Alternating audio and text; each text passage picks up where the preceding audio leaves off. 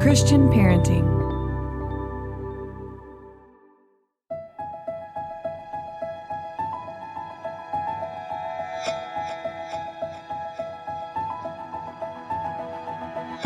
Welcome to the Living Wholehearted podcast. We are Jeff and Tara Matson, a husband and wife team who is shrinking the integrity gap in our own lives and helping others do the same. I'm a leadership and organizational development coach, and Tara is a licensed marriage and family therapist. We believe that if you have a following, you are a leader, and how you lead matters. Whether you are leading in the home, work, or community, we are bringing you biblical, clinical, and relational wisdom to help you in every relationship that matters most to you. None of us do this perfectly, but we are leaning into the reality of our humanity and profound wisdom of grace.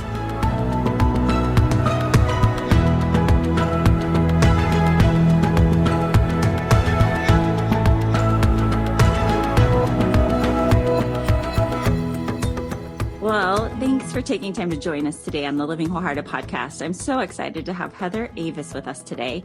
Heather is the founder and chief visionary officer at The Lucky Few, a social awareness brand on a mission to make a more inclusive and loving world with an emphasis on shifting the Down syndrome narrative.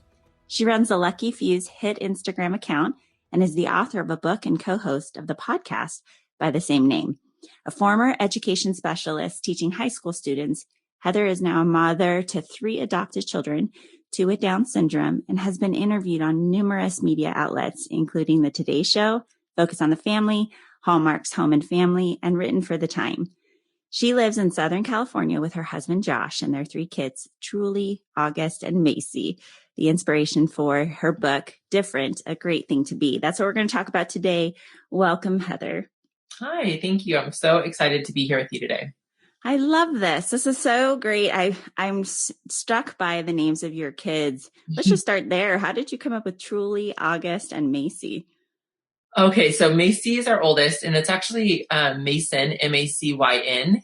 And Mason. Okay. So we call her Macy, and it's, she also is Macy often when I write about her or on social media, because we spell her name different. And so it just, people are like, what is it? How do you say this? How do you say this? And we also call her Macy all the time. So her name came from, at the time we were, some of our very, very dear friends, their last name was Mason, M-A-S-O-N. And Macy is adopted, and she came to us during a time in life when we were going through infertility. And it was just a really heavy few years leading up to learning about her and having an opportunity to say yes to adopting her. And our friends, the Masons, were instrumental for us in that time. So she's kind of named after them. And then Truly, I just met a little girl whose name was True, T-R-U. And like years before I was a mom, and I just loved that name, but I felt like I needed something a little longer. And there's no great story except that I love the name True. And then all of a sudden one day Truly popped in my head. Like, why not name her Truly? And we do call her True. And August, so all of our kids are adopted, but August, we learned about him while his birth mom was still pregnant. So we had some time to think about names, and we had to come up with other names. And I was talking to my dad one day, and my dad goes, what about August? And my husband was sitting next to me. I said, oh my gosh, what about August? And it stuck. I love it. Those are fantastic names, and they so fit your message. Tell us a little bit more about your family. So all 3 of your kids are adopted. What did that look like for you in coming to those decisions? You alluded just to a few of them being a pretty hard journey, key families coming alongside you. Talk about that a little bit more. Sure. My husband, Josh, and I, when we got married super young and thought we'd, be married a few years, and then had a plan to have a few kids. I thought by the time I was 30, I'd have my 3 kids, and that looked like me and came from my body. And after trying to get pregnant for about a year and diving deeper into that, learning that it's like mysterious and undiagnosed, or not specifically diagnosed infertility. I'm not totally sure why, but I can't have kids naturally. And so we started on the adoption path, and this was almost 14 years ago. And so a lot has changed in my understanding of adoption in the last 14 years. God's done a big work in my heart, but we started down that path and ended up having an opportunity to adopt a little girl with Down syndrome who was also very ill. That felt really challenging at the time to decide yes or no to adopting her because we just didn't want a child with Down syndrome. That wasn't our plan. And we didn't want a child who had serious health issues. I just wanted a healthy baby. I think like most parents want. And God was in his very kind and gracious ways was like, that's nice. I know better. God's not real sassy like that. That's my own sass projecting.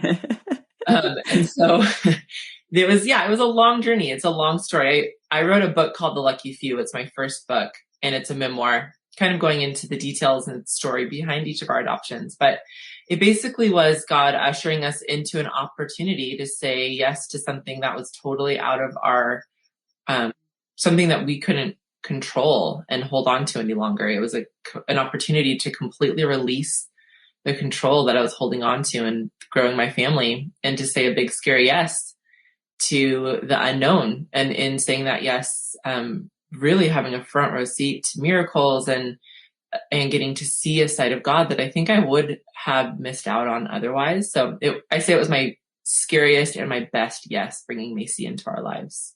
I can only imagine, again, that the plan that we have for our lives and the plan that God has. And 14 years later, you can see some of the insights there that God maybe has. And one of those has been Macy, the inspiration for your book, Different. Talk about how she's inspired your most recent book here.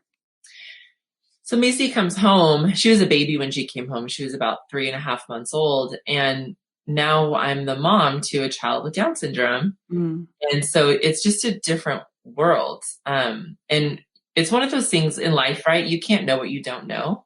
And there's just a lot of grace for all those areas. But what I learned real quickly is that we live in a world where her value and worth are continually questioned because she has Down syndrome. And I'm sitting there raising her thinking, wait a second, everybody. And I had questioned her worth. I mean, I didn't want to say yes to her initially.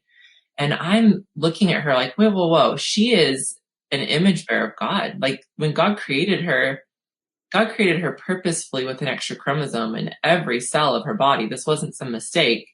God made her with Down syndrome. And if all that God made reflects God in some way, then the thing that is unique about her, this syndrome that she has in every cell in her body, reflects the heart of God in a way that is unique to Down syndrome. And I get to be her mom. Okay. So there's that piece where God's transforming my ideas and my heart towards her. And then I've been saying when she walks outside our front door, she steps into a world that questions her value and her worth and doesn't see the goodness of God in her. I mean, we've had numerous times church people pray for healing for her Down syndrome, like missing the point that she's made in it as she is. And so, and we live in a world where the majority of people who get a Down syndrome diagnosis in utero choose to terminate. Her story is that if she didn't have Down syndrome, her parents would have chose to parent her. So there's all these messages that are being thrown at her that she's not worthy. She doesn't have the same value as someone without a disability. And then you step into the world and you look at the media and shows and movies and characters and books, and you don't see her as a hero, as a guide, as a leader, someone like her. And I am also a children's book, kind of like I would call myself a children's book connoisseur. I love children's literature. My bookshelves were full of kids' books before I had kids. And I just wanted to create a book that was for her, but also for everyone in the message that the things that she's taught me about embracing and celebrating our differences. So I think I would say that when she came home so many years ago, there was like a seed planted for a children's book. And then as things have unfolded, I had the opportunity to write it and publish it. So she really is the inspiration starting all those years ago. So beautiful and so honest to just talk about your own doubting her value and noticing that in the world around you. I think those are things that a lot of people who don't maybe have children who are adopted, or especially those with any sort of needs like Down syndrome or just anything on a spectrum of what's different or outside of what you're calling kind of the the typical norm that people expect. It's interesting for us to all reflect on that, of what we think our life is going to be like, or what we think is valuable and what's not valuable. And that's really humbling. And so I appreciate your honesty, and how Macy has opened your eyes to that in yourself, but also the world around you. I'm going to come back to the children's book. I'm going to give you a chance to think about that, because we want to know what are some of your favorite children's books at some point, because I'm curious too. But talk a little bit more about maybe some of the extra challenges that have come up in the lives of those with Down syndrome, or those in families with those with Down syndrome, particularly around this pandemic this last year and a half now. Sure. I can speak for my kids are school age. So Mason's going to be 13 any day now. It's very soon. Oh, wow. So, and then my son August is 7, and he also has Down syndrome. Here's the thing with the pandemic, right? People with disabilities, people with Down syndrome are already functioning within systems in our society that they're not broken. They weren't built for them. And so, but there's an expectation placed on them to function within the systems. There's not a lot of bending and flexing, and recognizing that maybe the system needs to change, not the person with Down syndrome, which is true of our school systems. It's true of a lot of the things in place for people with disabilities. And when the pandemic hit, it just magnified all of that. We went into virtual learning, and it just wasn't going to work for my kids. Yeah. This is true for all kids with disabilities. This isn't true for all kids with Down syndrome. But the setup, they were set up to fail in a system that was already failing them. Yeah, it was heavy. It's heavy, and it's tricky because for the last 15 months or so, the last year and a half, everyone's going through something, right? I mean, the weight of it, everyone has their own stories and their own realities that are heavy. And then some people groups are being marginalized even more significantly, and we're seeing it.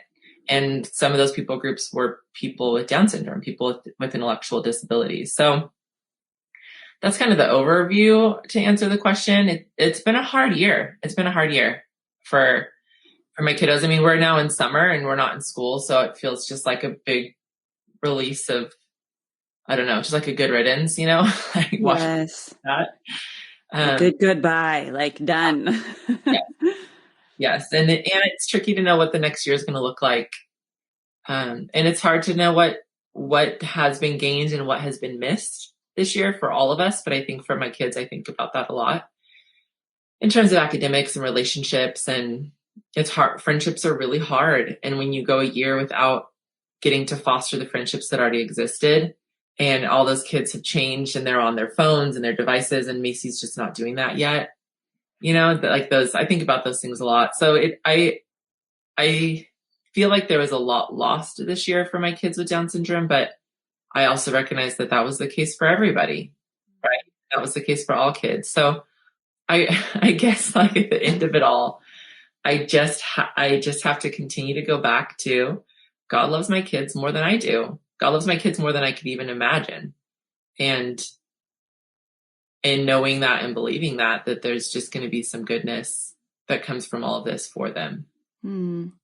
That's a good truth. And it's a hard truth too, for us to hold in our humanity sometimes, right? To just be like, okay, God, you use it all, and whatever it looks like in limits we see in this world, that doesn't keep you from moving forward. I appreciate your understanding that everybody had loss. And yet I think there's something you're saying that can maybe help reframe for a lot of families who have maybe, I'm just going to be frank. Is it typical development? I mean, how would you say it in the children who do not have learning or physical disabilities? What do we call those children? Yeah. I'm just going to put that out there for the audience, because I think that's the key in terms of language is a really hard thing right now. Definitely. I appreciate that. I say neurotypical able-bodied. So okay. I call myself a neurotypical able-bodied person. Okay. So parents who are raising neurotypical able-bodied children had losses this last year. And yet there is an empathy and kind of a recognition, I think, for the extra challenges that families like yours had to take on. And you're saying that the regular system that we have in the schools was difficult enough for these kids with Down syndrome or other disabilities. And then you add on the pandemic and all of the, systems we try to put in place. It just was even further difficulties. What are some of the practical ways that we can reach out and work together to provide more inclusion for those with Down syndrome and other disabilities? Let's just think outside of the pandemic, but just how do we work together on this? Yeah, I think that one big piece is awareness. I think that there needs to be an awareness and a humility for people to say, you know what, I don't have any relationships with people with disabilities, and that's a problem, and it's something I need to be intentional in. That takes some humility to say, I think that people often will be like, well, I know this person's cousin who, whatever, and it's like, so I'm okay. But if there's not, my dad always says, putting our feet under the table. Like if you've never put your feet under the table with somebody with a disability, to recognize that first, right? That you've never sat around a table and shared a meal. There needs to be a recognition and an admitting of that, and seeing that as something that needs to be changed. So I think that's kind of first, like noticing who is around you, who sits at your table, who's been invited into your spaces.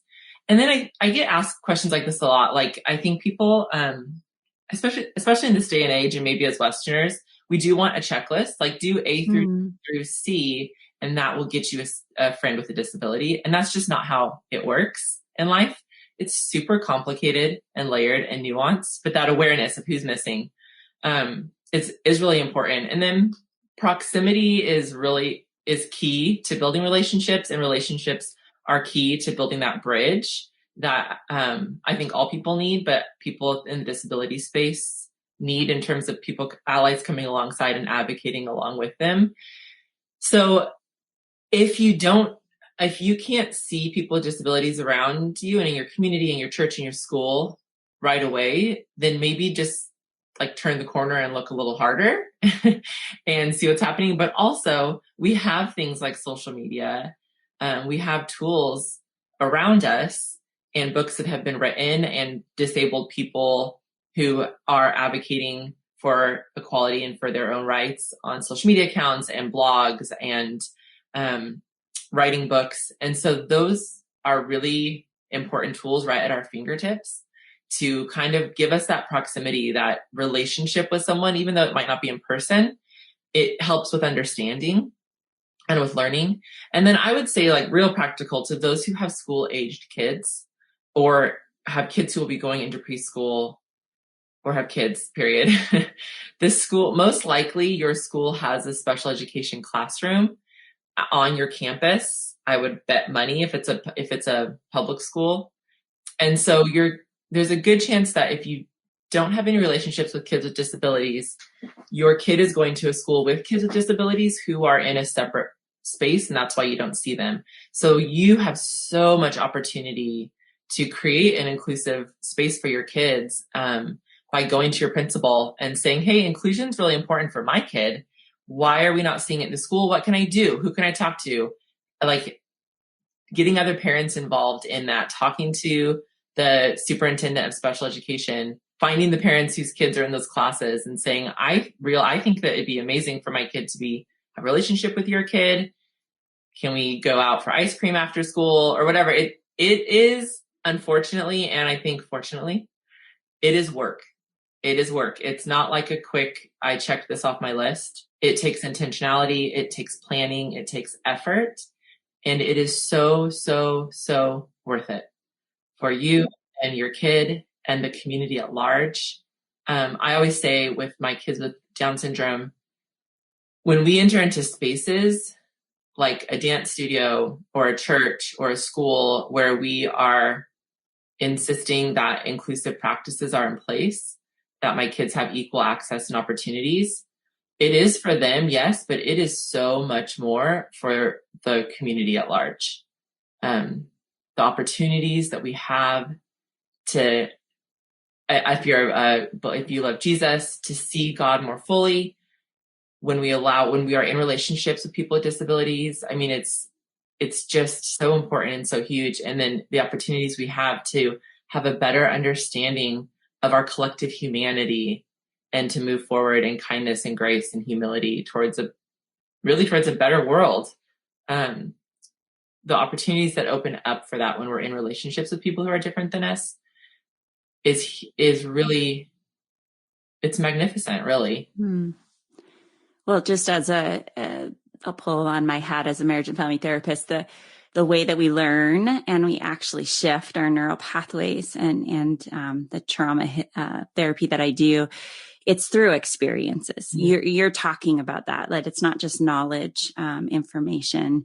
We all have a place, but actually experiencing at the table what it's like, or doing a dance class together, or it changes us and we learn so much more about God. Share with us a story, a time where, Macy's life particularly maybe impacted you or someone in your sphere in terms of their understanding of God, life, relationships. She's really, I think, the center of the book, Different. Give us a story about that. Yeah, the first one that comes to mind, when she was 8 years old, we put her into a hip hop class. She loves to dance, and hip hop is her dance, her genre of choice. And we just put her into a class in our community. My approach when my kids are entering into new spaces is not to ask permission, because we should not have to ask permission for them to show up in a space. If other kids don't need to ask permission, we just show up and say, let me know how I can support you here if you need extra support. So she was the only kid with a disability in the dance studio. And it was great. The owner of the dance studio was really lovely, and the class was well. And it was hard because she knows that she's different. She notices that, and she can get frustrated that she can't keep up, and her moves might not be as sharp, and the 8 counts might be too fast. And so there were moments of frustration for her, for sure, but she continued to show up. So anyways, we'd been in the class for about a year. It was dance recital time. And we get to it's the dance recital. It was like a major Dance Moms kind of a thing. I mean, it was like intense. So anyone who's listening that has a student in a dance class and you do this kind of stuff, then it for a first timer. It's like, whoa, okay, here we go. It was overwhelming, but we show up for the dress rehearsal, and Macy, all of the kids in her dance class were in multiple dance classes. They did ballet and jazz and theater. And so they had 5 or 6 or more numbers that they were doing. Macy just had the one. And when it was time for her to go on stage, it was a new environment, and there was lights and there was music, and it was overwhelming. And so the music starts, the curtain goes up, all of the girls walk out, Macy does not. And so I'm backstage with her, like, Mason, you can do this. And she's saying, I can't, I'm too scared. I can't do it. I'm too scared. It's like, Mason, you got this. You know your moves. You can do it. Too scared. The song ends. The leader of the dance studio gets on the mic and says, hey, we're going to run that one more time. We need some formation, some work on the formation. And she really was going to run it again for Macy. So the girls go off, curtain comes down, curtain goes up, music goes on, girls walk out, Macy doesn't. As they're running through the routine, I look at the teacher, and we both kind of shrug our shoulders. Like, I don't know what to do. Do you know what to do? I don't know what to do. It's like first time for all of us. I feel like Mason's like, I don't know what to do. And so Macy and I walk outside to get some air, and she's just like a broken record. It's too hard. I can't do it. It's too hard. I can't do it. I'm saying, Macy, you've got this. You've done this before. You know your moves. You can do it. And I know her. And so I know that if she doesn't dance in the dress rehearsal, then 2 days later for the actual recital, she's not going to do it, because she's had that feeling of defeat, and she's not going to try to show up again feeling defeated like that. And so I'm like racking my brain. How do we get her on the stage so she knows she can be successful in this? And it's 10 minutes, 15 minutes, 20 minutes go by. They're continuing with the dress rehearsal. She and I go into the auditorium and watch some of the kids on stage. And I say, hey, babe, this is what it would look like. See, that would be you on the stage, and the lights aren't too bright and the noise isn't too loud. It's not scary. You can do this. Just let me know when you're ready. You sit there a few more numbers. I'm feeling so defeated. And she looks at me and she goes, Mom, I'm ready to dance. So I jump up, I grab her hand, we run backstage. And she goes to the woman in charge, her name is Allison. She taps Allison. She says, Allison, I'm ready to dance. And without skipping a beat, Allison, who had never worked with a student with Down syndrome before, she says to the people doing lights and stuff, she said, all right, pull up the music for Uptown Funk, which was her routine, and get the lighting for Uptown Funk. Any of the dancers you can find her in this routine, let's grab them. And it just so happened that very moment on deck for the next routine it was all but one girl from her hip hop class, and they were getting ready for a ballet routine. And they had on this long tutu, like a black velvet vest, these long black satin gloves, and they're going to go do this ballet routine. And Mason's wearing like her drop crotch harem pants, a red crop top, and they're hearing Allison talking. And one of the little girls goes, we've already done that dance twice. And another little girl's like, we're going to dance in this. And Allison turns around to them. And granted, right, people are dancing on stage and there's like so much commotion happening. The show is going. And Allison turns and looks at all the kids and she goes, you absolutely can dance to any routine in any costume. And nobody has to do this to dance to this again, but I expect you to.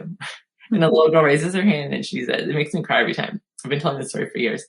She raises her hand and she says, I want to dance with Mason again. And then all the little girls put their hands up and say, I want to dance with Macy. I want to dance with Macy. And the song ends, the girls run off, curtain goes down and the music starts and they go on stage and Macy walks and gets in her spot. And Allison says to me, Heather, you need to go out in the audience and watch her dance. And so I run out to the audience and I turn. And again, this is dress rehearsal. So it's like an empty auditorium. And I had a holy moment. Because it was a stage with all these little girls in their cream tutus and their black velvet tops, and Mason in her drop crotch pants and her crop top dancing to Uptown Funk, a dozen or more songs too late for the third time. And what it took for the dance studio for everybody to bend and flex and make it happen so that Mason could be successful.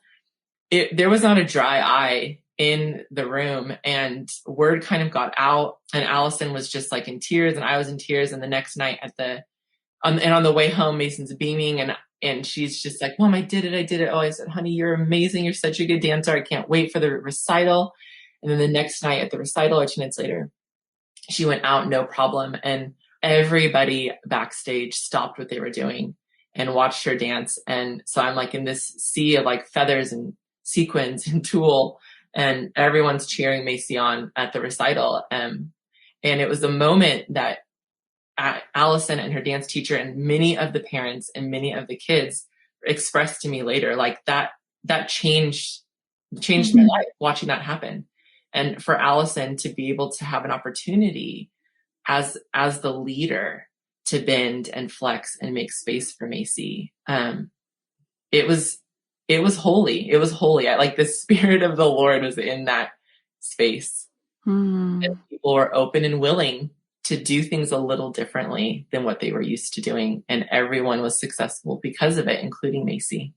Ah, what a beautiful picture. And I just can see God smiling, just beaming as he thinks about all the pieces of that coming together for Macy, but just all the shifting that was happening from the parents to Allison to you. And yeah, holy moment for sure. Yeah. Well, this book, it's a really special book, and I am so excited for our audience to be able to get a hold of it. Different, a great thing to be. Talk about how parents and teachers and church ministry leaders can use this book as that inspirational and educational tool to really make a shift in our culture. Yeah. We're real big on shifting narratives. And I believe that there's a narrative around this idea of being different, that is a false narrative, in that when people think about feeling different or kids feel different, it's usually tied to something negative or a bad feeling, and trying to avoid being too different. And yet you look at God. We were just reading the Jesus Storybook Bible this morning with our kids, starting from the beginning again.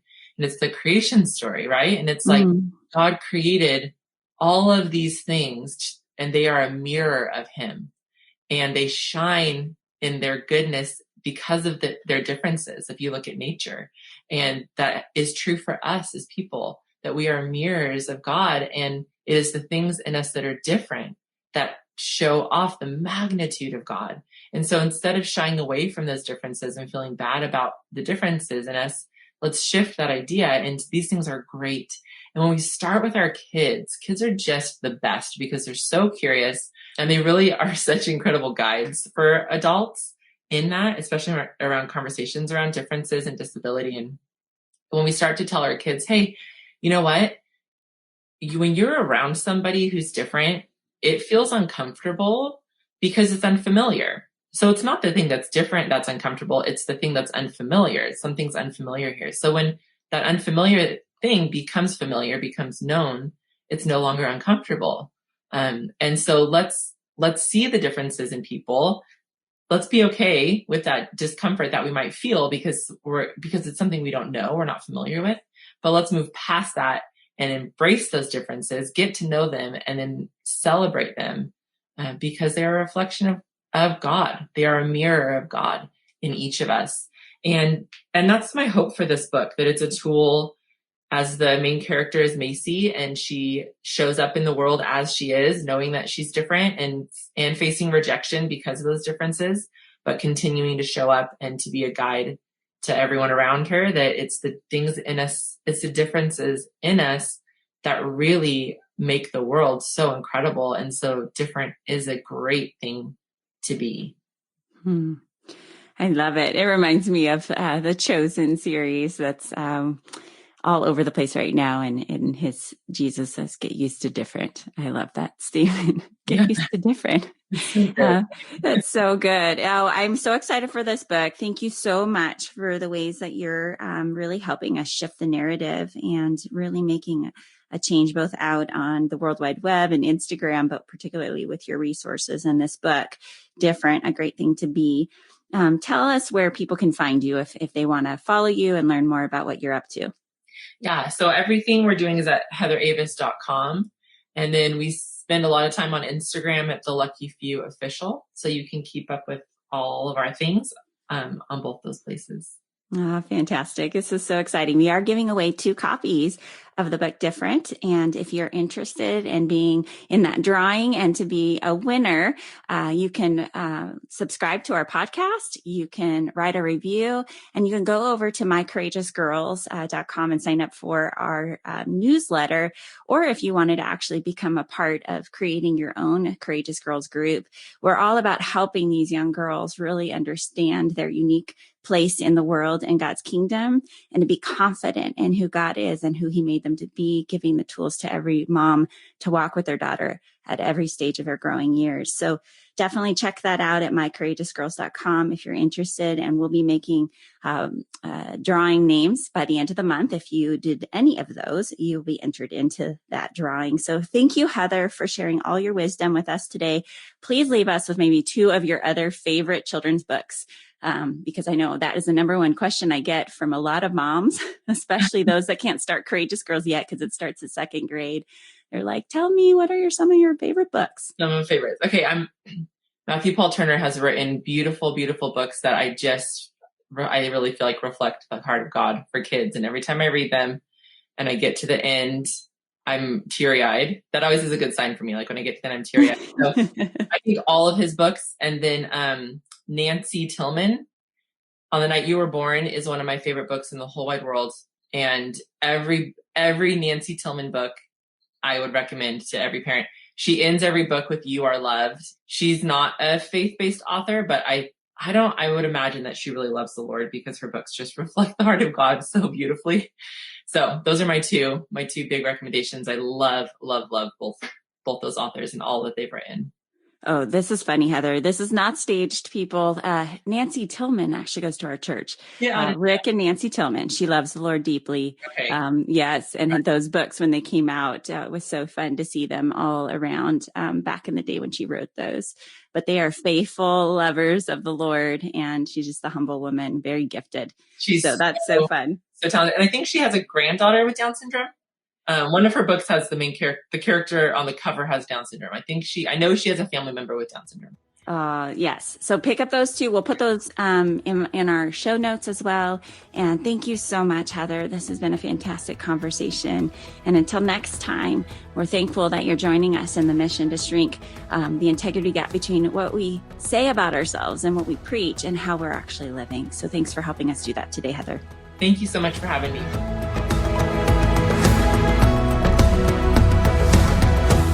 This podcast is powered by Living Wholehearted, Courageous Girls, and the Christian Parenting Podcast Network. Thank you for joining us in this critical movement of shrinking our integrity gaps between what we preach and live.